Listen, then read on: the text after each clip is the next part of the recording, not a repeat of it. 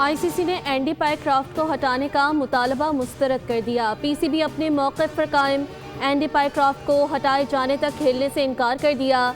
ICC का कहना है कि सिर्फ पाकिस्तान के मैचेस में एंडी पायक्रॉफ्ट को हटाया जा सकता है। पाकिस्तान के मैचेस में उनकी जगह रिची रिचर्डसन को लगाया जा सकता है।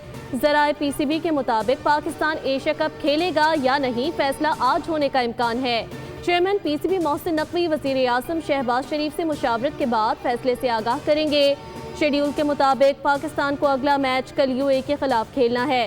भारतीय रवैये पर पीसीबी ने सख्त मौक़िफ़ इख्तियार करते हुए मैच रेफरी तब्दील न करने की सूरत में एशिया कप के मैचेस न खेलने का फैसला किया था। कौमी टीम की आज दुबई में होने वाली प्री मैच प्रेस कॉन्फ्रेंस मनसूख कर दी गई।